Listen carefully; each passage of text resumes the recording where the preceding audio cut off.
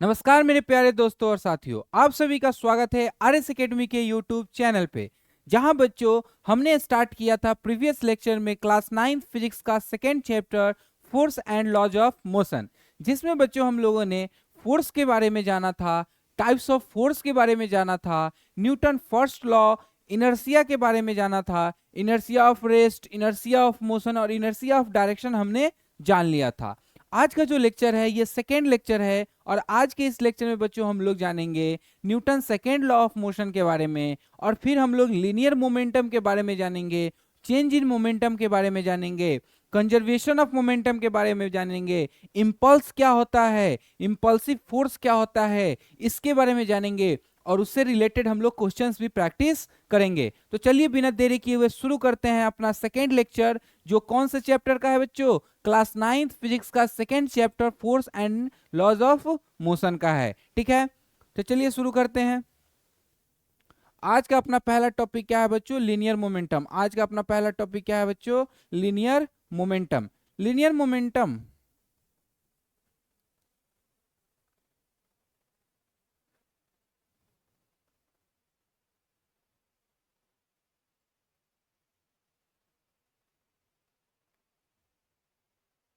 आज का अपना पहला टॉपिक क्या है बच्चों? Linear momentum. लीनियर मोमेंटम पढ़ने से पहले हम लोग प्रीवियस लेक्चर में जो पढ़ा था उसको थोड़ा सा रिकैप करते हैं। ठीक है, प्रीवियस लेक्चर में हमने न्यूटन फर्स्ट लॉ पढ़ा था। न्यूटन फर्स्ट लॉ में हमने क्या पढ़ा था कि कोई भी ऑब्जेक्ट अगर रेस्ट में है, स्टेट ऑफ रेस्ट में है, कोई भी ऑब्जेक्ट स्टेट ऑफ मोशन में है, तो हमेशा अपने स्टेट को स्टेट में ही रहना चाहेगा, या तो वो रेस्ट में हो या फिर मोशन में हो। कब तक? जब तक कोई नेट एक्सटर्नल अनबैलेंस्ड फोर्स उस पर ना लगे, कोई एक्सटर्नल अनबैलेंस्ड फोर्स उस पर अप्लाई ना हो, तब तक वो अपने स्टेट ऑफ रेस्ट या स्टेट ऑफ मोशन को चेंज नहीं करता है। अच्छा सर, उनमें उसमें हमने एक और बताया था कि ऑब्जेक्ट और बॉडी के पास एक इनहेरेंट प्रॉपर्टी होता है जिसको हम लोग क्या बोलते हैं? इनर्शिया। जो क्या होता है? बॉडी रेसिस्ट करता है चेंज को, बॉडी रेसिस्ट करता है, अपोज करता है change of state of motion, state of rest.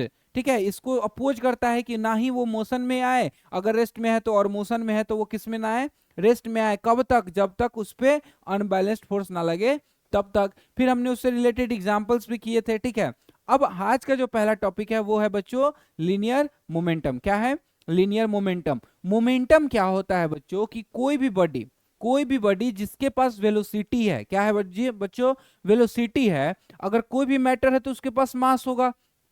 तो कोई भी बॉडी, कोई भी मैटर जो जिसके पास क्या हो? वेलोसिटी हो, जिसके पास क्या हो? वेलोसिटी हो, तो वो कितने जोर से है, कितना जोर से वो किसी पे ताकत लगा सकता है, यही उसका क्या कहलाता है? मोमेंटम। क्या कहलाता है बच्चों? मोमेंटम। जब हम लोग मोमेंटम को डिफाइन करते हैं, जब उसका हम लोग डिफिनीशन लिखते हैं, तो क्या लिखते हैं? सर लिखते हैं product of mass, product of mass of the object, product of mass of the object to the velocity of the object, to the velocity of the object is called linear momentum. उसे हम लोग क्या बोलते हैं बच्चों?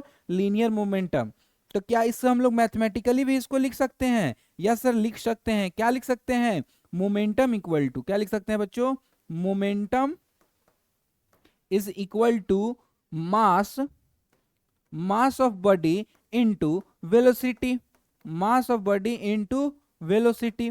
अच्छा sir, ये क्या हम लिख सकते हैं? यस बच्चों, लिख सकते हैं। मोमेंटम क्या होता है? सर मोमेंटम होता है कि कोई भी बॉडी जिसके पास वेलोसिटी हो, जिसके पास क्या हो बच्चों? वेलोसिटी हो, और जब मैटर है तो मास तो होगा ही। हमने पढ़ा था क्लास 9th में, आप लोग पढ़े होंगे मैटर में, कि कोई भी ऐसा ऑब्जेक्ट जिसके पास मास हो, कुछ जगह छेदता हो, उसको मैटर बोलते हैं, यानी मास है। मास हो और उसके पास कुछ वेलोसिटी हो, तो वो कितना किसी पे जोर लगा सकता है, कितना अपना ताकत किसी पे लगा सकता है, वही जो ताकत है वो क्या कहलाता है? मोमेंटम। क्या कहलाता है बच्चों? मोमेंटम। जैसे मान लो कि मेरा हाथ है, मेरे हाथ का मास कांस्टेंट मान लेते हैं। क्या मान लेते हैं हम? कांस्टेंट। इसमें कुछ नहीं हम अटैच कर रहे हैं, या फिर ऐसे ही हाथ है। ठीक है, अब अगर हम लोग धीरे वेलोसिटी से मारे, एकदम धीरे से अपने गाल पे मारे, तो चोट लगेगा? थोड़ा कम लगेगा। अगर कस के दे, यानी कि एकदम कस के हुमच के दे, तो क्या होगा? चोट ज्यादा लगेगा, यानी ताकत क्या लगेगा? ज्यादा लगेगा। यानी कि यहाँ पे मास तो था, जो मास मेरे हाथ का पहले था वही मास अभी भी है, लेकिन क्या चेंज हो गया? सर वेलोसिटी चेंज कर दिए। पहले वेलोसिटी कम था, अब वेलोसिटी आप ज्यादा किए, तो आपका मोमेंटम यानी ताकत उस पर जोर ज्यादा लग रहा है, यानी मोमेंटम क्या हो गया?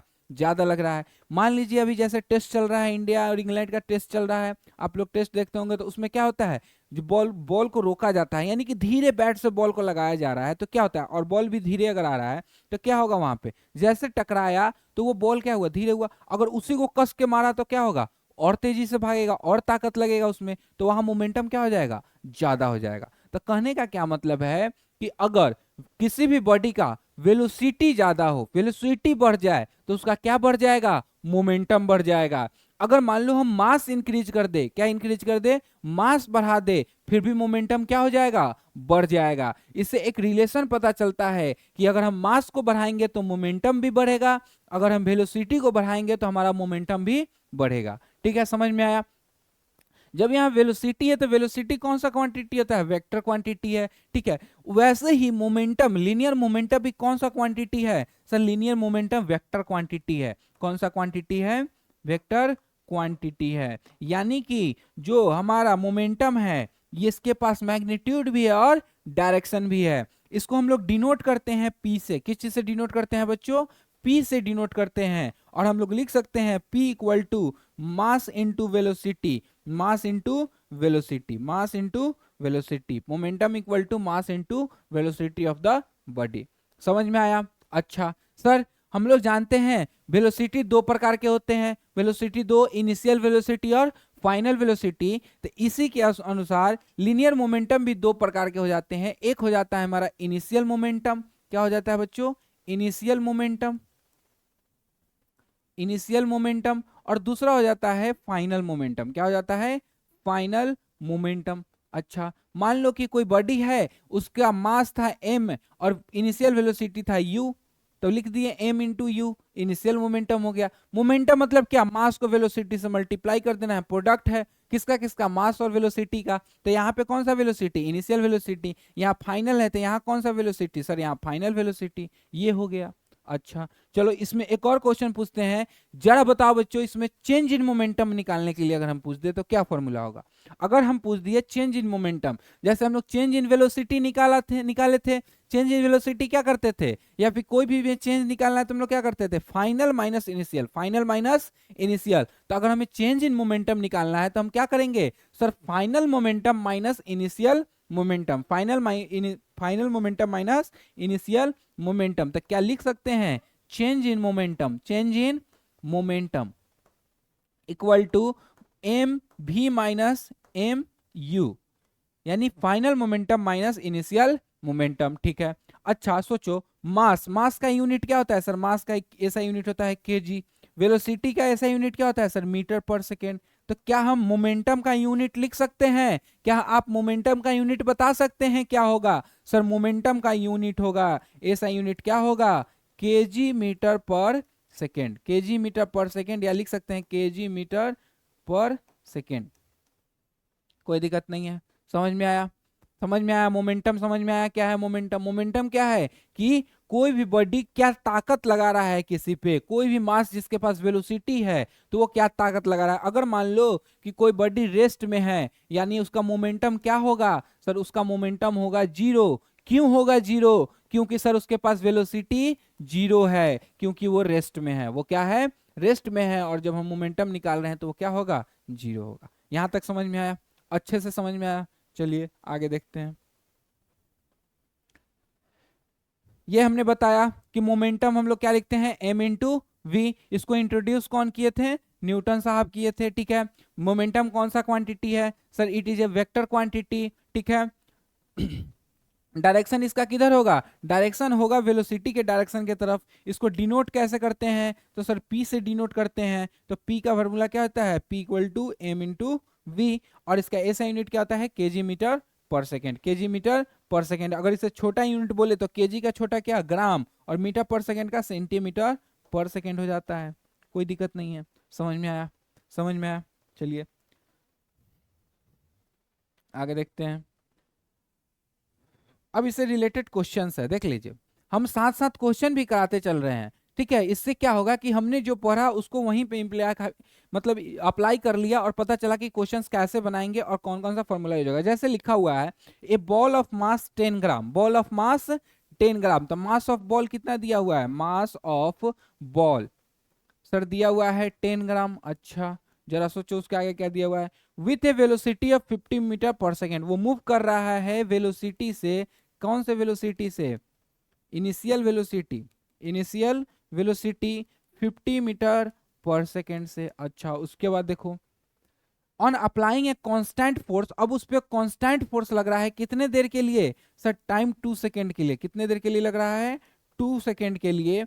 And it acquired a velocity of 70 metre per second, और ये फाइनल जो वेलोसिटी है आफ्टर 2 सेकेंड, तो उसका फाइनल वेलोसिटी क्या हो जा रहा है सर, फाइनल वेलोसिटी हो जा रहा है 70 मीटर पर सेकेंड। अब आपसे पूछ रहा है initial momentum of the fall और final momentum of the ball, तो जरा बताओ इसको किस चीज में कन्वर्ट कर लेंगे, 10 ग्राम है इसको केजी में कन्वर्ट कर लेंगे क्या, केजी में इसको कन्वर्ट कर सकते हैं, क्या करेंगे सर 10/1000, 10/1000 यानी कि 0.01 केजी हो जाएगा। ये समझ में आया, 0.01 केजी हो गया। ठीक है, इनिशियल मोमेंटम का formula sir mass into initial velocity,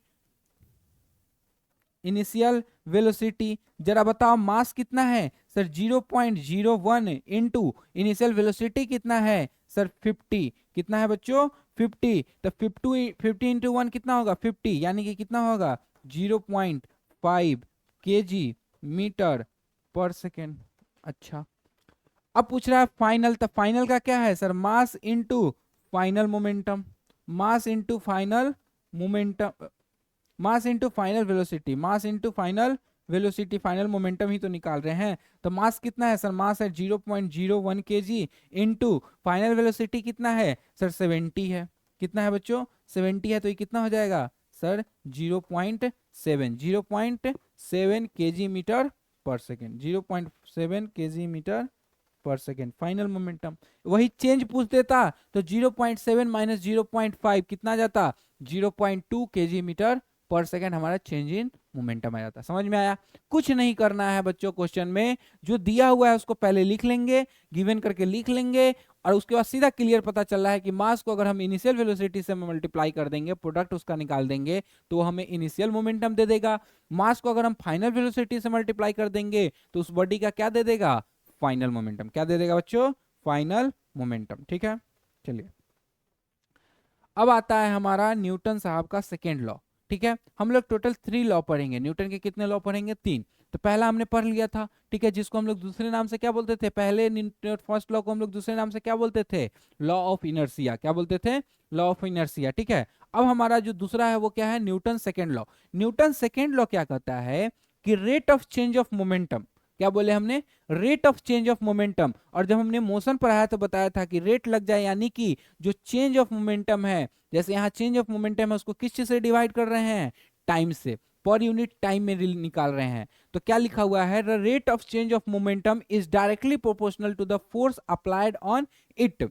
ठीक है, क्या बोले बच्चों कि the rate of change of momentum, the rate of change of momentum of an object is directly proportional to the net force applied on the object. The direction of the change of momentum is the same as the direction of the net force. जिधर net force लगेगा उधर ही change in momentum का direction होगा। Net change in direction का जिधर direction force जिधर लगेगा उधर ही change rate of change of momentum का भी डायरेक्शन होगा। इसको हम ऐसे लिख सकते हैं, जरा बताओ, चेंज इन मोमेंटम हमने अभी बताया था लिखना, change in momentum, change in momentum क्या लिख सकते हैं सर, चेंज इन मोमेंटम आप लिख सकते हैं मास into final velocity minus mass into initial velocity. क्या ये लिख सकते हैं? अगर इसी में हम लिखे रेट निकालो तो rate of change of momentum क्या होगा, चेंज ऑफ मोमेंटम क्या होगा सर, होगा एम भी minus M you by T, ये होगा rate of change of momentum. और हमारा ये हमारा जो स्टेटमेंट है उससे हमें क्या पता चल रहा है सर, पता चल रहा है rate of change of momentum, rate of change of momentum ये डायरेक्टली प्रोपोर्शनल किसके है सर, फोर्स के। तो क्या हम लिख सकते हैं force is directly proportional m भी minus M you by t. Sir ये कैसे लिख दिए, तो यहाँ देखो rate of change of momentum हमने निकाला था ना, तो क्या यहाँ से हम ये भी लिख सकते हैं एम ब्रैकेट में ले लिए तो भी माइनस यू बाई टी। जरा बताओ भी माइनस यू बाई टी यानी कि चेंज इन वेलोसिटी यानी rate of change of velocity क्या देता है सर, हमें देता है एक्सेलरेशन। तो क्या हम लिख सकते हैं एफ इज डायरेक्टली प्रोपोर्शनल मास और एक्सेलरेशन के। अच्छा, तो इसे हम लिख सकते हैं F equal to K M A, where के क्या है सर, पॉजिटिव टर्म है, के एक कांस्टेंट टर्म है, क्या है बच्चों, कांस्टेंट टर्म है। तो यहां से फोर्स का फॉर्मूला आया, क्या आया, force equal to K M A, force equal to K M A, या फिर हम लोग लिख देते हैं क्या, force equal to mass into acceleration, mass into acceleration. आप लोग अभी ये फॉर्मूला याद रखें, फोर्स इक्वल टू क्या बच्चों, मास इनटू एक्सेलरेशन। समझ में आया, समझ में आया। तो न्यूटन सेकेंड लॉ क्या है कि इसका स्टेटमेंट कैसे याद रखेंगे, ऐसे याद रखेंगे, देखो the rate of change of momentum, change in momentum तो समझ में आया, एम भी माइनस एम यू, उसका रेट, उसका रेट मतलब क्या, चेंज इन मोमेंटम को टाइम से डिवाइड करना, वो जो है वो डायरेक्टली प्रोपोर्शनल है किसके, फोर्स के। मतलब है कि अगर change in momentum, rate of change of momentum बढ़ेगा तो फोर्स क्या होगा, बढ़ेगा, फोर्स बढ़ेगा तो rate of change of momentum भी बढ़ेगा, फोर्स घटेगा तो rate of change of momentum भी घटेगा। और यह इसी से एक फॉर्मूला डिराइव होता है, जो फॉर्मूला हमारा फोर्स का है, फोर्स का फॉर्मूला क्या हो जाता है, मास into acceleration, mass into acceleration. समझ में आया, समझ में आया, न्यूटन सेकेंड लॉ अच्छे से समझ में आया। चलिए आगे देखते हैं।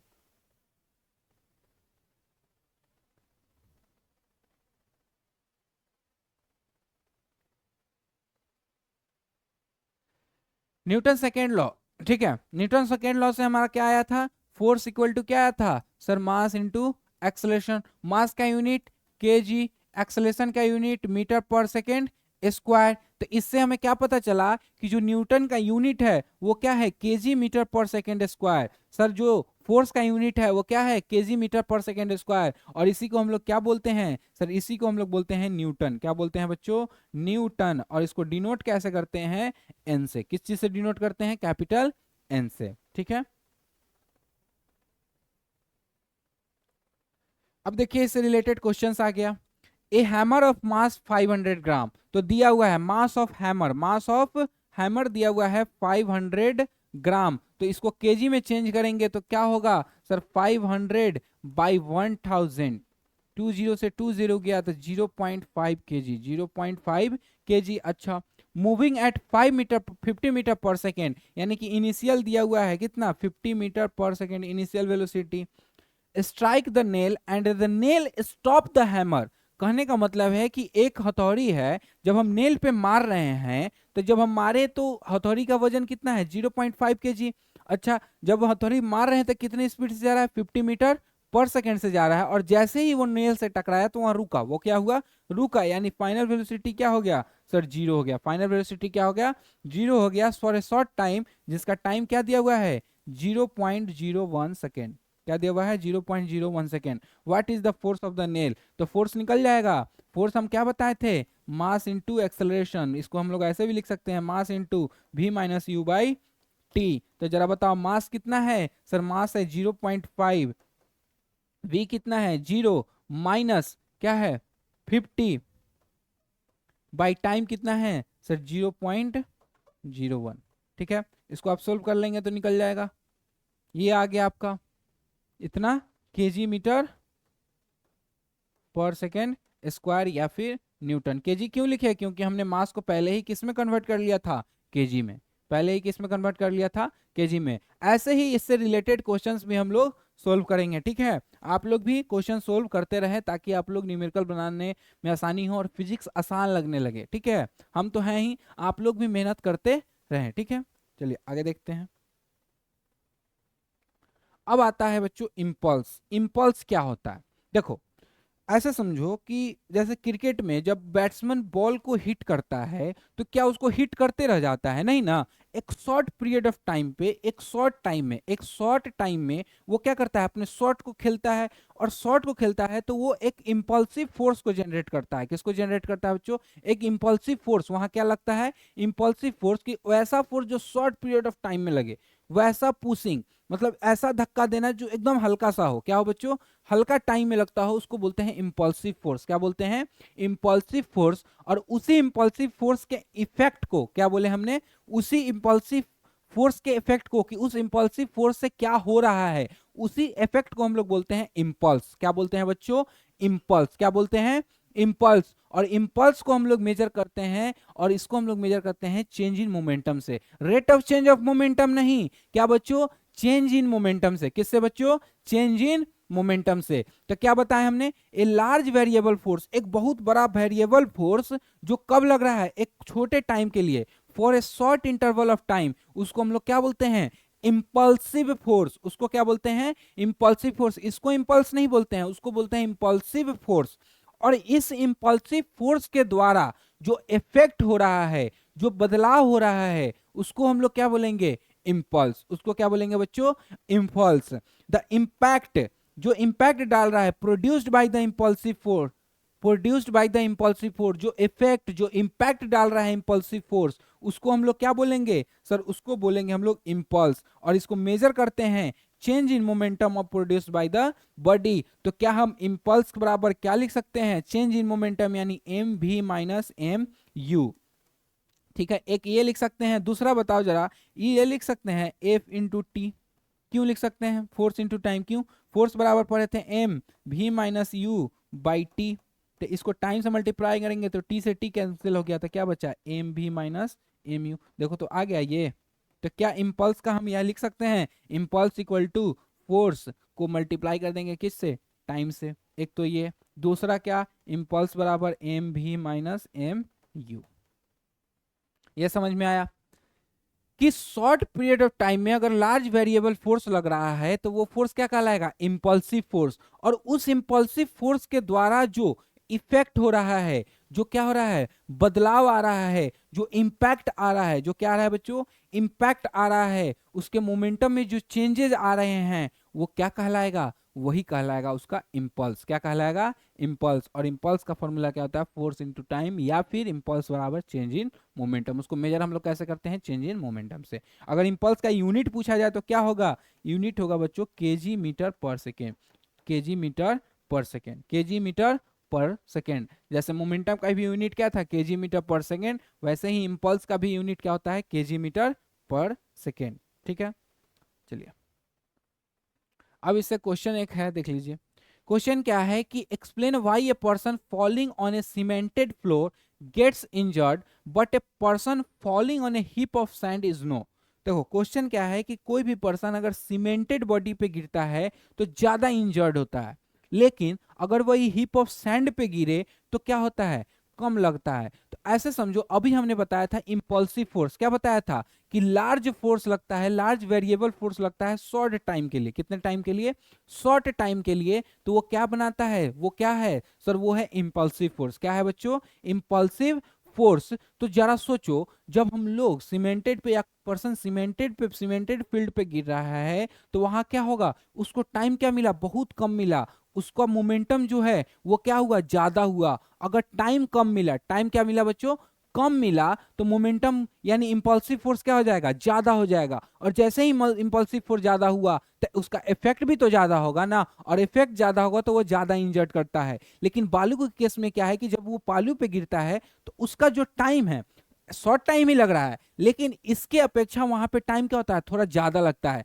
अब टाइम जैसे ही इंक्रीज किया, चेंज इन मोमेंटम इंक्रीज किया, और वहां पे क्या हो गया सर, वहां पे इंपल्सिव फोर्स, क्या बोले बच्चों, इंपल्सिव फोर्स जो हमारा था वो कम हो रहा। वो क्या हुआ बच्चों, कम हुआ। जो चेंज इन मोमेंटम था वो कम हुआ, जिसके कारण इंपल्सिव फोर्स क्या हुआ, कम हुआ। इंपल्सिव फोर्स का कम हुआ यानी कि उसका इंपैक्ट, या फिर उसका हम लोग क्या बोल सकते हैं, इफेक्ट, क्या हो जाएगा, कम हो जाएगा। क्या हो जाएगा, कम हो जाएगा। यानी कि पर्सन क्या होगा, इंजर्ड नहीं होगा, यानी कि कम इंजर्ड होगा। ठीक है, तो यहाँ क्या लिखा हुआ है देखो, for a person falling on a cemented floor, ठीक है, the rate of change of momentum is very large. जो rate of change of momentum है वो वेरी लार्ज है। क्यों है, क्योंकि उसको टाइम कम मिला है। टाइम क्या हुआ है, बहुत कम मिला हुआ है। ठीक है, टाइम जब जैसे ही कम हुआ तो change in momentum, rate of change of momentum ज्यादा बढ़ गया, यानी कि फोर्स क्या हो गया, बढ़ गया, और फोर्स हो गया तो वो इंजर्ड हो गया। लेकिन ठीक है, यहां लिखा हुआ है that in a very small interval of time but a person falling on a heap of sand. अगर कोई हीप ऑफ सैंड में कर रहा है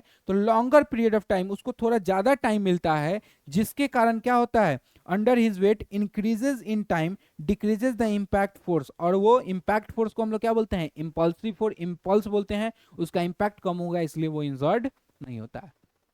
समझ में आया, इंपल्स से भी आपको क्वेश्चन हमने करा दिया। चलिए आगे देखते हैं। अब है हमारा न्यूटन थर्ड लॉ। क्या है बच्चों? Newton third law. Newton third law सबको याद होगा। देखो न्यूटन थर्ड लॉ जो होता है वो दो ऑब्जेक्ट के बीच में जो फोर्सेस लगते हैं उसको बताता है।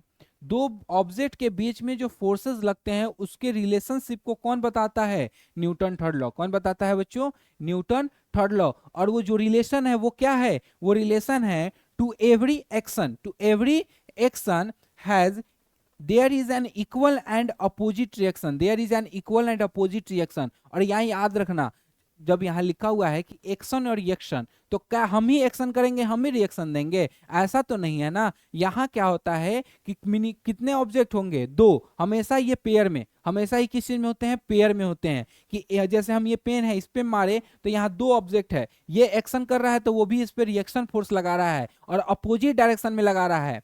यानी कि दो ऑब्जेक्ट है, दोनों ऑब्जेक्ट के बीच में कैसा रिलेशन होना चाहिए? एक तो ऐसा रिलेशन होना चाहिए कि इसमें जो भी फोर्स लगेंगे वो पेयर में लगेंगे। एक एक्शन लगेगा तो दूसरा क्या रहेगा? रिएक्शन रहेगा।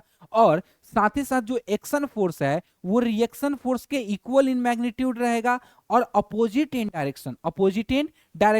तो अगर मान लो कि हमने यहां बोला कि एक इस पे फोर्स ए, एक बॉडी है जो फोर्स लगा रहा है बी बॉडी पे, किस पे? बी बॉडी पे। इस पे फोर्स लगा रहा है एफ ए और ये फोर्स लगा रहा है ए पे एफ बी। तो क्या ये पेयर में हुआ? तो क्या हम इसे ये लिख सकते हैं एफ ए होगा वो मैग्नीट्यूड में एफ बी के बराबर होगा, लेकिन डायरेक्शन में क्या होगा? अपोजिट होगा। यानी एक्शन फोर्स किसके बराबर है? रिएक्शन फोर्स के बराबर है, लेकिन डायरेक्शन कैसा है? अपोजिट है। इसलिए हम क्या लगा दिए? माइनस। ठीक है, माइनस। ठीक है, यहां तो हो गया। तो यहां देखो क्या लिखा हुआ है, this means that whenever one object exert a force, एक ऑब्जेक्ट अगर फोर्स एक्सर्ट करता है दूसरे पे, तो दूसरा ऑब्जेक्ट भी, second object exert an equal force in the opposite direction, वो भी उल्टा फोर्स लगाएगा और इक्वल लगाएगा, इक्वल इन मैग्नीट्यूड और अपोजिट डायरेक्शन में फोर्स लगाएगा। ठीक है, ये कौन कहता है? ये बच्चों हमें न्यूटन थर्ड लॉ बताता है कि to every action there is an equal and opposite reaction, there is an equal and opposite reaction. समझ में आया? समझ में आया? जैसे हम लोग जब चलते हैं तो क्या करते हैं? जितना हम धरती पे फोर्स लगा रहे हैं, हम पुश कर रहे हैं, उतना ही वो हमको भी पुश कर रहा है। तो वो हम लोग क्या हो रहा है? आगे की तरफ बढ़ रहे हैं। तो पेयर में फोर्स लग रहा है ना, तो ये क्या है? Newton third law. क्या है बच्चों? Newton third law. समझ में आया? समझ में आया?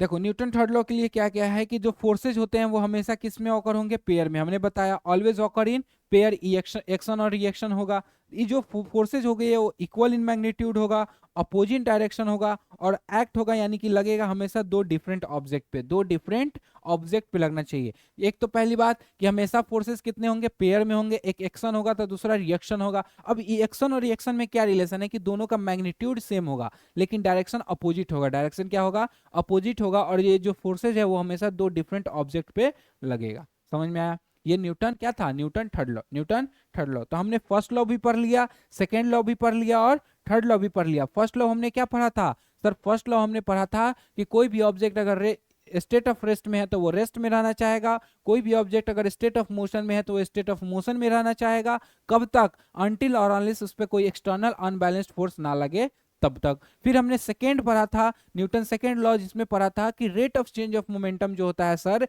वो डायरेक्टली प्रोपोर्शनल होता है फोर्स के। जो फोर्स अप्लाई हो रहा है ऑब्जेक्ट पे उसके डायरेक्टली प्रोपोर्शनल होता है। और change in momentum, rate of change of momentum direction किसके डायरेक्शन के थ्रू होता है? किसके डायरेक्शन की तरफ होता है? फोर्स के डायरेक्शन की तरफ। ये तो हमने पढ़ा था, ये हमने पढ़ लिया था। ठीक है, उसके बाद अभी हमने पढ़ा क्या? न्यूटन थर्ड लॉ, जिसमें क्या पढ़ा कि every action there is an equal and opposite reaction. कोई भी एक्शन के पास, कोई भी एक्शन अगर दो बॉडी के बीच में लग रहा है तो उस पे इक्वल मैग्नीट्यूड, इक्वल और अपोजिट डायरेक्शन का रिएक्शन फोर्स भी लगेगा। और इसमें एक और बात पता चला कि जब भी फोर्स लगेगा तो वो पेयर में लगेगा, दो ऑब्जेक्ट में लगेगा, act between two different object लगेगा। और कैसा रिलेशन है सर? मैग्नीट्यूड इक्वल है लेकिन डायरेक्शन क्या है? अपोजिट है। समझ में आया? न्यूटन थर्ड लॉ समझ में आया? चलिए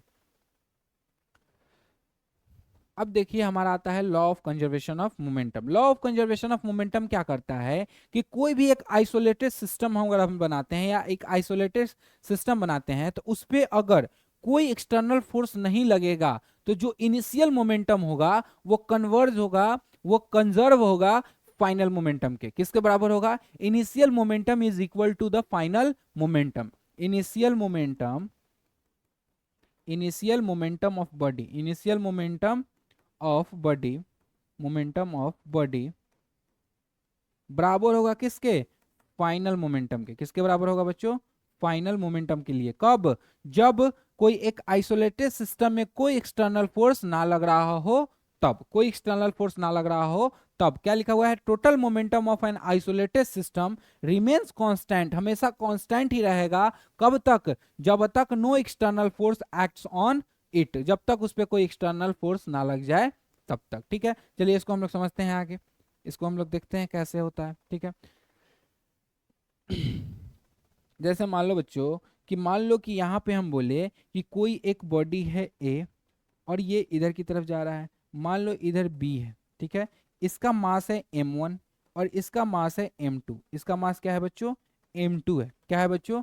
m2 है। तो क्या हम यहाँ बोल सकते हैं कि सर इसका मान लो इसका इनिशियल वेलोसिटी u1 था, ये इनिशियल वेलोसिटी u2 से जा रहा था, लेकिन यहाँ पे क्या है कि जो u1 का वेलोसिटी है वो ज्यादा है u2 से। u1 का वेलोसिटी क्या है बच्चों? u2 से ज्यादा है, मतलब ये धीरे चल रहा है, ये तेज चल रहा है। तो एक समय आएगा कि ये इसको ओवरटेक करेगा, तो यहाँ ओवरटेक नहीं करा रहे हैं। कुछ समय बाद अगर हम पूछे कि body A, for body A, for body, for body A आप बताइए इनिशियल मोमेंटम कितना होगा? सर इनिशियल मोमेंटम होगा m1 इंटू u1। ठीक है, अच्छा फॉर बॉडी बी के लिए बताइए, फॉर बॉडी बी के लिए, तो फॉर बी बॉडी के लिए क्या होगा इनिशियल मोमेंटम? सर होगा m2 और u2, m2 और u2, m2 और u2। अच्छा अब जरा सोचो क्या हुआ, कुछ देर बाद क्या हुआ कि ये जो ए बॉडी था ये टकरा गया बी बॉडी से। किससे टकरा गया? बी बॉडी से टकराया, और टकराने के बाद ये भी आगे की तरफ गया। ठीक है, और ये भी है। टकराने के बाद क्या हुआ कि इसका वेलोसिटी v1 हो गया और इसका वेलोसिटी v2 हो गया। इसका वेलोसिटी क्या हो गया? v2 हो गया। तो अगर हम पूछे, ये तो मेरा इनिशियल था, क्या था बच्चों? इनिशियल था। अब अगर हम पूछे बताओ टकराने के बाद फाइनल क्या हो गया है? तो सर फाइनल हो गया है m1 इंटू वी1 और इसका क्या हो गया है? m2 into V2. यहां तक तो समझ में आया? ये तो लिख लोगे आप लोग, ये लिख लोगे। जरा बताओ अभी न्यूटन थर्ड लॉ से, न्यूटन थर्ड लॉ से हमने क्या पढ़ा था? Every action has equal and opposite reaction. तो क्या हम लिख सकते हैं जो फोर्स ए लगा रहा होगा बी पे वो बराबर होगा और अपोजिट होगा जो फोर्स बी लगाएगा ए पे यहाँ पे। और जब लगा रहा है तो टाइम भी तो सेम ही लग रहा है ना, तो यहाँ हम लोग क्या लिख सकते हैं? एम भी minus M you by t बराबर, यहाँ पे भी लिख सकते हैं एम भी minus M you by t. T से टी कैंसिल हो गया तो क्या बचा? क्या हम यहाँ लिख सकते हैं? ये तो समझ में आया, यहाँ तक समझ में आया। चलिए आगे देखते हैं। ये समझ में आया, ये समझ में आया, ये समझ में आया कैसे लिखे? इनिशियल और फाइनल लिख लीजिए। चलिए आगे देखते हैं। क्या था हमारा? दो बॉडी था, दो बॉडी था, एक ए था और दूसरा क्या था? बी था। इसका इनिशियल वेलोसिटी क्या था? u1, इसका क्या था? u2। टकराया, दोनों क्या हुआ? टकराया। ठीक है, और एक और चीज यहाँ पे u1 का वेलोसिटी क्या था? ज्यादा था u2 से, तभी तो टकराएगा ना। अब u2 ज्यादा था तो भाग जाएगा ना, टकराएगा ही नहीं। अब जैसे ही टकराया तो टी टाइम पे टकराया तो क्या हुआ कि ये टकराने के बाद इसका वेलोसिटी v1 हो गया और इसका वेलोसिटी क्या हो गया? v2 हो गया। ठीक है, अच्छा अभी हमने न्यूटन थर्ड लॉ से पढ़ा था कि every action there is equal and opposite reaction. तो जो फोर्स ए बी पे लगा रहा होगा उसका रिएक्शन बी भी देगा, लेकिन कैसा देगा? अपोजिट देगा। ठीक है, इसको हम लोग क्या लिख सकते हैं? सर लिख सकते हैं मास ऑफ ए और velocity of, final velocity of A minus mass of A initial velocity of A by time. अच्छा बराबर होगा सर माइनस क्या? Mass of B, velocity of B minus mass of B और initial velocity of B divided by time. T से T cancel हो गया क्योंकि एक सेम टाइम पे लग रहा था। तो जरा बताओ क्या आया? सर मास, इसको हम लोग 1 2 और माने थे उसमें, तो हम लिख देते हैं मास ऑफ, चलो यहाँ पे अभी वही करते हैं। ठीक है, मास ऑफ ए और वेलोसिटी ऑफ ए। ठीक है, final velocity of A minus mass of A और इनिशियल वेलोसिटी ऑफ ए बराबर आया किसके? Minus A mass of B और फाइनल वेलोसिटी ऑफ बी। और minus minus plus mass of B और इनिशियल वेलोसिटी ऑफ बी। ये आया, ये आया, यहाँ पे आया ये। अच्छा, इसको और अगर हम लोग करें तो इसको और क्या लिख सकते हैं, जरा सोचो, इसको और क्या लिख सकते हैं? क्या जो यू वाला है उसको एक तरफ और जो भी वाला है इसको एक तरफ, तो क्या इसको ऐसे लिख सकते हैं, m a v a plus m b v b बराबर होगा sir m b u b, और ये माइनस से उधर चला जाएगा तो क्या हो जाएगा, plus m A u B u A, इसके बराबर हो जाएगा। तो जरा सोचो, अभी हमने पीछे ही निकाला था, इनिशियल मोमेंटम क्या निकाला था sir, m A u a, final क्या निकाला था सर, एम ए भी ए, और फिर क्या निकाला था sir, m b u b और m b v b b.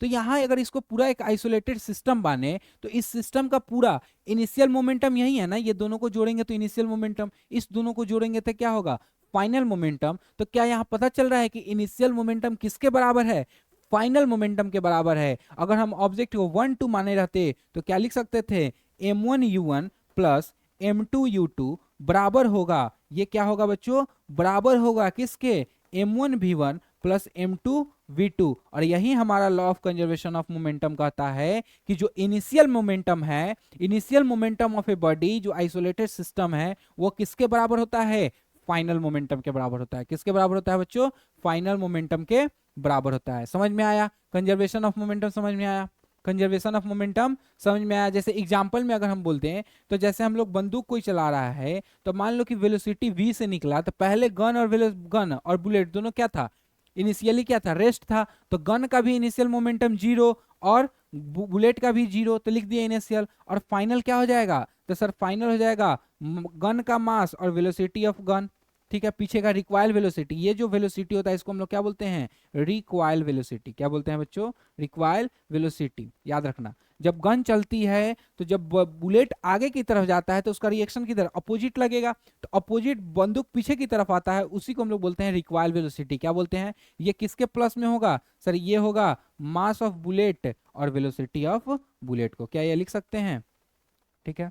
तो इस पे हम लोग क्वेश्चंस भी बनाएंगे। ये तो समझ में आया ना, ये कैसे आया, ये समझ में आया। इसी को हम लोग बोलते हैं law of conservation of momentum, ठीक है। ये वाला आप लोग याद रखिएगा, ठीक है। क्या याद रखना है, m1u1 प्लस m2u2 बराबर होगा सर m1v1 प्लस m2v2 के, ठीक है। ये है हमारा law of conservation of momentum, ठीक है। चलिए आगे देखते हैं। अब इससे रिलेटेड कुछ क्वेश्चंस भी हम लोग इसी में डिस्कस कर लेते हैं। क्या लिखा हुआ है देखो, 1.2 kilogram basketball travelling at 7.5 metre per second hits the back of 12 gram wagon and bounces off 3.8 metre per second, sending the wagon off in the original direction of travel of the ball, how fast the wagon going. कहने का मतलब है कि कोई basketball है, ठीक है, basketball यानी कि mass of basketball, mass of basketball जो लिखा हुआ है उसको लिख लेंगे। तो मास ऑफ बास्केटबॉल कितना दिया हुआ है सर, मास ऑफ बास्केटबॉल दिया हुआ है 1.2 kg, 1.2 kg। Initial velocity of basketball कितना दिया हुआ है सर, 7.5 मीटर पर सेकेंड। अच्छा, उसके बाद देखो पर second hits the back of 20 kilogram of wagon. एक बैग को, बैग नहीं है यहाँ पे, बैग है, बैग को या फिर वैगन मतलब कि जो कार्ड है उसके पीछे, बैग नहीं है बैग ही है, उसके पीछे उसको हिट कर रहा है। जो किसका, वैगन का वजन कितना है, मास ऑफ वैगन कितना है सर, मास ऑफ वैगन है आपका कितना दिया हुआ है, 12 किलोग्राम यानी 12 केजी। कितना दिया हुआ है बच्चों, 12 KG. And bounces off 3.8 metre per second, और वो बाउंसेज कर जा रहा है 3.8 मीटर पर सेकेंड से, ठीक है। और इसका इनिशियली ये किस चीज में था सर, इनिशियली ये क्या था, इनिशियल स्पीड इसका क्या था वैगन का सर, 0 था, रेस्ट में था। और इसका फाइनल निकालना है। और जो दिया हुआ है कि ये बाउंसेज ऑफ कर जा रहा है कितने से, 3.8 मीटर पर सेकेंड, यानी टकराने के बाद इसका वेलोसिटी घट जा रहा है। क्या हो जा रहा है बच्चों, घट जा रहा है, यानी 3.8 मीटर पर सेकेंड हो जा रहा है। आपको फाइनल वेलोसिटी निकालना है। तो क्या हमने बताया था, m1u1 प्लस m2u2 बराबर होगा m1v1 प्लस m2v2 के, ठीक है। तो जरा सोचो, m1u1 है तो ये क्या होगा, m1u1 कितना है सर, 1.2 इंटू 7.5, अच्छा, प्लस m2 कितना है सर, 1.2 इंटू म्यू टू कितना है सर 3.8 बराबर होगा सर m1 मत कितना 12 इंटू 0 प्लस 12 इंटू V2। तो V2 कितना हो जाएगा, इतना डिवाइडेड बाई 12 कर लोगे तो V2 निकल जाएगा। समझ में आया? ऐसे करके आप लोग law of conservation of momentum का भी क्वेश्चंस सोल्व कर सकते हैं। ठीक है, तो ऐसे कर करके आप लोग law of conservation of momentum से भी क्वेश्चंस बनाएं और हमें बताएं। कोई भी क्वेश्चन अगर डाउट है तो आप हमसे पूछ सकते हैं, कमेंट सेक्शन में आप बता सकते हैं। चलिए मिलते हैं आपसे नेक्स्ट लेक्चर में, जहां पे हम लोग क्वेश्चंस प्रैक्टिस करेंगे। क्या करेंगे बच्चों? क्वेश्चन प्रैक्टिस करेंगे, इससे रिलेटेड क्वेश्चंस करेंगे, एनसीईआरटी का क्वेश्चंस भी हम लोग थोड़ा बहुत डिस्कस करेंगे। ठीक है, मिलते हैं आपसे नेक्स्ट लेक्चर में, तब तक के लिए धन्यवाद।